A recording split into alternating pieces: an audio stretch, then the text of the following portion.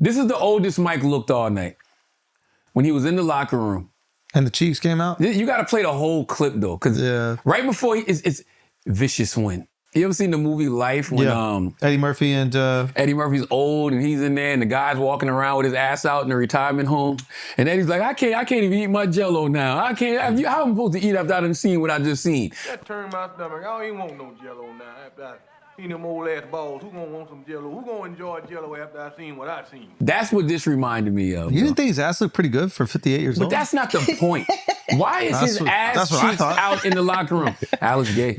Why is he Because there? Alex didn't even say it out loud. Alex looked at you like, yeah, because if I say it loud, then you go. no, that means you're gay. That means you're gay. We're not gay. I'll be honest, that made me feel uncomfortable when you did that right there. We're not gay. Because we say our gay stuff out loud. Yeah, I was out loud with it, and then when you were quiet about it, people like you really liked it. Overly homophobic people that protest, people that whisper. You whispered to the man's ass so nice. He had a nice ass for a 60-year-old. Don't try to. You got a little. You bricked up over there. Now you want to fucking talk out loud. You bricked up over there. You're not allowed to hang out there. Stand up. Let me see. Stand up. Why? Stand up. Bricked up. Hey, oh shit. Little brick too. Little brick. Not even a Jaleel White brick. Little brick. Let me hear the vicious win. Crazy. Bro, Mike look good for 58. He looks incredible for 58. How come it's not? Vicious win. Vicious win. Thank you, Dad. Love you. That was his son too, by the way. It was? Oh. Yeah. Freaky ass cameraman. Nobody want to talk about the freaky ass cameraman. Nah, he did his job. He zoomed in to get a little peek of the cheeks, and then he zoomed back up. He did his job. Watch my man with the glasses right here, looking up the whole time. That's the illest thing about this year. Everybody's looking up. Nobody is even thinking about looking down. Yeah. Vicious win. Thank you, Dad. Vicious win. Love you too. Look at him. Nobody want to tell Mike, bro, you got your ass out. Nah. What you gonna do? Listen, the thing about Mike Tyson is very true, and that's why, the fight, I think I saw it did 60 million views in America, 108 million views worldwide. Jesus. You're talking about two of the biggest draws ever. Mike Tyson and Jake Paul. Some people just got it. It don't matter how good you are. Like Mike was good in the ring in his day, but he had all of these other qualities that were made so you engaging. I have to watch. You gotta watch. If I don't watch Mike Tyson, I'm gonna miss something. Because you never know what he's gonna say next. You can't predict him, and when you can't predict somebody, you gotta watch. Yep. Press play. This is amazing. Well, in your return to the ring for this fight, you are setting a monumental opportunity for kids my age to see the legend Mike Tyson in the ring for the first time. So after such a successful career, what type of legacy would you like to leave behind when it's all said and done? Well, I don't know. I don't believe in the word legacy. I just think that's another word for ego. Legacy doesn't mean nothing. That's just some word everybody grabbed onto. Someone said that word and everyone grabbed on the word, so now it's used every 5 seconds. It means absolutely nothing to me. I'm just passing through. I'm going to die, and it's going to be over. Who cares about a legacy after that? What a big ego. So I'm going to die. I want people to think that I'm this, I'm great. No, we're nothing. We're just dead. We're dust. We're absolutely nothing. Our legacy is nothing. Well, thank you so much for sharing that. That is something that I have not heard before. Salute to Jazzy. Listen, Mike is absolutely right. No, he is. Because legacy is not about anything that you do for yourself. Legacy is literally kind of what you do for others. Because they're the only people that's going to keep your legacy going. Even then, like caring about what people think about you after you're dead is just pointless. Yep. Just enjoy what you have now. And don't forget to enjoy what you have now, focusing on what people are going to think when you're dead. That's right. Yeah, it's a fool's errand. What is the term? Fool's endeavor? Errand or endeavor? Errand. Yeah, it's a fool's errand. Yeah. Isn't that what you think about death, though? Like, how do you know that you're not going to be like just a spirit and just trying to see what other people are trying to say? But even still, who knows? That's just you. And by the way, think about it like this. Quincy Jones died 2 weeks ago. R.I.P. The greatest music producer of all time. I don't even think it's arguably. I think that every producer will take Quincy Jones did joints for Sinatra, Michael Jackson, some of the most timeless music ever. Sanford and Son theme song, Austin Powers. Like and the Austin Powers shit was based off a TV theme song that he did for Judy Garland. But the matter of fact, it wasn't even for Judy Garland. It was for Judy Garland used it, but it was another record that he just did in the 60s. My point is, it's been 2 weeks later. The only people mourning Quincy Jones right now is his family. The people. Let me tell you something. Aren't talking about Quincy. People are going to forget about you while you're still alive. That's right. Yeah. And that's something you just got to accept. That's right. People, the boxers that we all grew up watching, outside of Mike Tyson, people don't give a fuck about no more. People stop caring about UFC fighters a few years after they retire. People do stop caring. And if you are constantly seeking the care of these other people, you're going to be miserable. Enjoy what the fuck you got while you got it. I agree, but technically, what are y'all doing right now? Are y'all creating a legacy for your family, though? Our family. Like, literally, those are the only people that's going to continue to celebrate us, mourn us, miss us. The world ain't going to really give a fuck. Here's your legacy. You have some kids, you're a good parent, and then those kids go out there and treat people well, and they have more kids, and they carry on the that legacy does matter. That's what I'm saying, though. To who? It don't matter. Who does it matter to? Your family. I'm just saying, you guys are doing this for your family, right? Not what does that really. mean? And you guys are being what do you say? You're my responsibility to my family is to make sure that there's a roof and make sure I love them, and that's it. Right, but you also say that you're a servant to the people, like Yes. So I don't get like. But that has nothing to do with legacy, though. But I will say, no, I'll take that back. That does have something to do with legacy. But I'm a public servant because I feel like that's what I'm supposed to be doing while I'm here. Now, the service I pay to people, hopefully when I'm gone, some folks might remember that. Some folks may not. And but if they don't, who cares? I don't care. I'm on to the next journey. You're doing it because you want to do it now. You're not doing it so that people, talk about you after you're dead. That's right. Because if you did it for that reason, it'd be selfish. And you're just doing it because you genuinely want to help. And like I imagine your family don't give a fuck. Like my family don't care about my kids. But don't you want to be known to be like one of the best comedians in the world? Yes, but to my kids, they won't care if I have Netflix specials. They won't care if I've sold out Madison Square Garden. You know what they're going to care about? If I was there at their first volleyball practice, if I have a really funny face that I do that just makes them die laughing. Right. That's like, gonna live with them forever. That's going to be the things that are way more, like my dad did a lot of cool shit, and it's things that I bring up. That's not even close to as important as like throwing a baseball to him and like practicing my strikes so that I'd be good when I played in Little League. Or seeing him in his underwear for the first time and like, yo, I'm going to have that dick one day. No underwear, just a t-shirt. Hanging. And you want that. Mm-hmm. I want that. Mm-hmm. That's legacy. Mm-hmm. You know what I'm saying? Walking around the house. But just like I said, want my daddy's dick. You like the fact to be one of the best comedians in the world, right? That's selfish. That's for me. I'm not doing that for my family. And I'm doing that for me. Like if a basketball player said, I'm trying to be the greatest basketball player in the world for my family, it's like, shut the fuck up. That ain't for your family. Matter of fact, your family, LeBron said it best, in his pursuit of greatness, he is sacrificing time with family. Like he understands what that is. But like, so to say you're doing something for your family, you're not. But it is my way of providing for my family. Right. So what I get financially from that will provide for them. And I hope that they appreciate that. And it's very fleeting, right? Because you brought up comedian. We can go to any industry. I can tell you the best comedians of all time. And right now, in this very moment, they're only known as the best comedian of all time within the comedy circle. That's it. The rest of the world don't even give a fuck. They don't care. God bless Richard Pryor. It's crazy. It's only in that comedy circle. God bless George Carlin. It's only in that comedy circle. If I bring up the name Peter Green, y'all like, who is that? Who is it? So, but what about like with Michael Jackson? Well, I think certain people, Mike Tyson, Mike Jackson, like I think certain people transcend. Whoa. Go. Michael's not here anymore. But they tried to make Michael a pedophile when he was gone. Right. And they've been trying to make him a pedophile when they tried to make him a pedophile when he was here. They try to make him a pedophile when he's gone. But besides that, they're always comparing these artists to Michael Jackson. Always. It's cool to be a bar.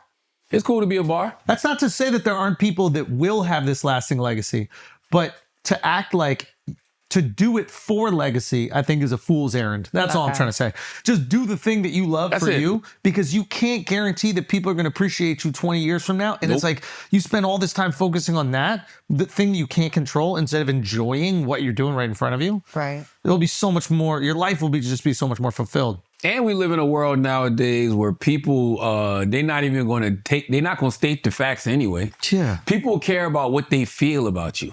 Exactly. Fuck what's actually happening. They care about how you make them feel. That's right. No, they don't even care about how you make them feel. They care about how they feel about you. like break that down. You might walk in a room right now, and if somebody already has the mindset, Andrew Schulz is an arrogant asshole. Yeah. I watch him. He's a prick. He's misogynistic. All this other shit. If you walk in and you're the nicest person in the room, and you're like, oh, everybody, wasn't Andrew cool? No. Because they already feel like they don't fuck with you and they're not going to change their mind. At all. Because everybody does this shit nowadays for engagement. They do this shit because it's content. It's literally Wile E. Coyote chasing the Roadrunner. Yeah. Once I catch the Roadrunner, I don't got nothing else to discuss. Yep. So I would rather keep my feelings about you, which is, fuck you, I don't like you, you make me sick, your shit's trash, whatever it is. Yeah. But guess what? Those are actually your biggest admirers. That's it. I think that's all the way true, though. Talk to me, Taylor. Because there's a lot of callers that say, like, Charlamagne, I didn't like you before, blah, blah, blah. And then you change their mind. They still don't like me. I can give them something to hate me right now. I know they. That's the beauty. This is why I really do like just not being liked. Because it's the only thing emotion I can guarantee, and the only thing I can guarantee. Yep. It's the only thing I can guarantee. Yeah. I guarantee you I'm gonna say something you don't like. Yeah. I can guarantee that. Yeah, you said a few of those today. Huh? You said a few of those today. I did already? Yeah. Damn. To Alex. to me. Yeah. Oh, what I say? What did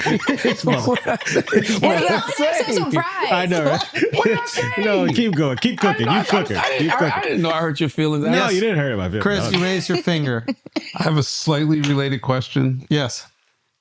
Individually, yeah. and I'm asking this from the perspective of a parent.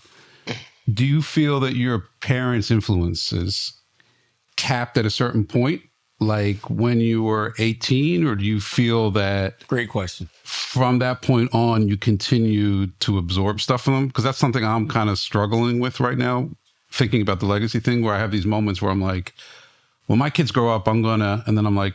They're grown. My kids are fucking grown. No, I talk about this all the time in reference to my parents. Everything my parents told me when I was young, I thank God that it hit me early. Like my dad used to always say, if you don't change your lifestyle, you're going to end up in jail, dead, or broke sitting under the tree. By the time I was 16, 17 years old and watching people around me go to jail, I started going to jail, getting kicked out of school, watching people around me die, watching cousins I grew up loving, people I grew up loving actually broke sitting under the tree. I'm like, oh shit, my dad is right. And as I just continue to grow older, there's things that my mother and my father instilled in me that I see come up for me as a parent. And also just as I get older, I realize that, they were right about damn near everything. Like everything they told me about just life in general, just life and how to live life and how things are going to impact you, how you can impact things. They were 100% right. The greatest piece of advice my mom told me one time, she told me, read things that don't pertain to me. And that turned into me just always being willing to experience things that didn't necessarily pertain to me, being open to any and all experiences. They put that in me early. And as I got older, I just have learned to appreciate it more and understand what it actually means they were saying to me. Yeah, I think the older I get, the more similarities I see between my dad, definitely. But you got his dick yet? Definitely not that. I'm waiting for that thing. I think it's going to drop around 50. I think it was a different model. When your dad was born in the 40s, right? Yeah, they had different dicks back then. They had the different dicks, bro. Yeah. My dad was born, I think, in the 50s, 40s, no, 50s. Because he's 70 something. How old is your dad? My dad is 81, so it's 40s. My dad's in his 50s. He was born in his 50s. Then. Yeah, actually 52, I think my dad was. Yeah, those 40s, 50 cocks, different. That's when they were called cocks. They were called cocks. They were made of steel. They were made out of steel. That's right. Yeah, it is a different thing. It's because they didn't have all the pesticides. They didn't have all the fake stuff. Everything your man's about to clean up. So literally all that natural food went straight to their cocks, and it's a really beautiful thing to look at. They would look hard hanging. They would. For me to get, I'm a grower, not a shower, so it has to but they used to look hard hanging. You're like, damn, like the way they used to fill out Fruit of the Looms. It was a sight to see. It was unfucking believable. And it's interesting is that, remember that fruit was in that little cornucopia, was in the basket, right? And it's because that's what the Fruit of the Looms look like. That's right. Now that logo don't make sense. Well, no. Nobody filling out a Fruit of the Looms like that. It don't. But when you pull up the Fruit of the Looms logo, what's the thing you see at the centerpiece? Grapes. Banana. The banana. You would see that shit. The banana. You would. I don't even think there's a banana in it, bro. I think it's grapes. Not. It's grapes.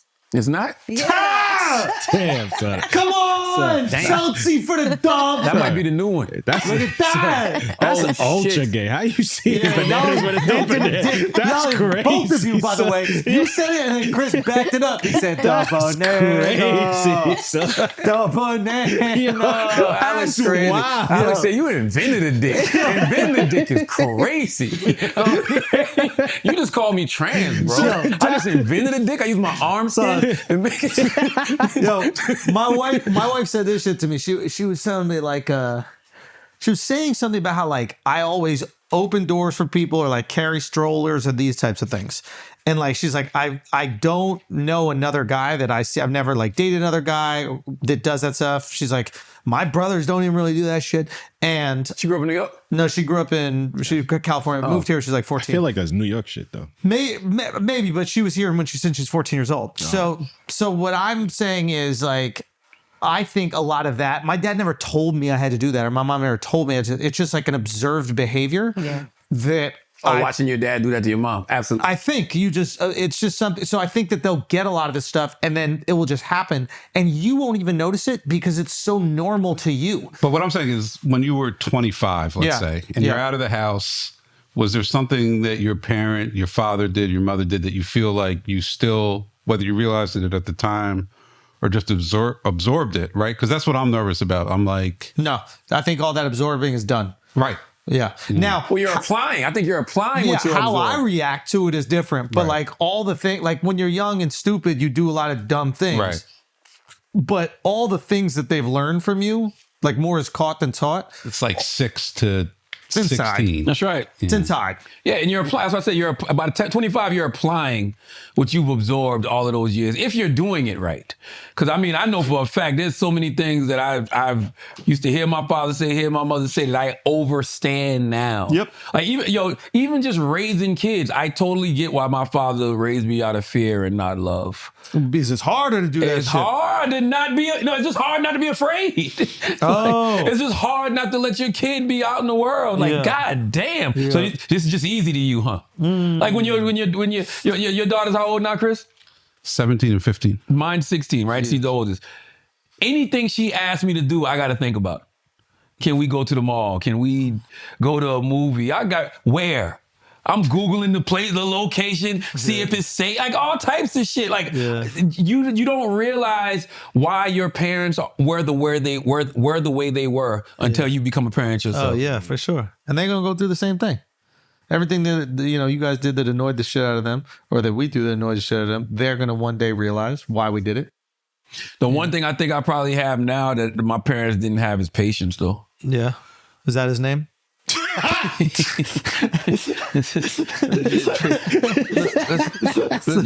to and Taylor, what does that say? Taylor, it says no. Click on no homo, Taylor.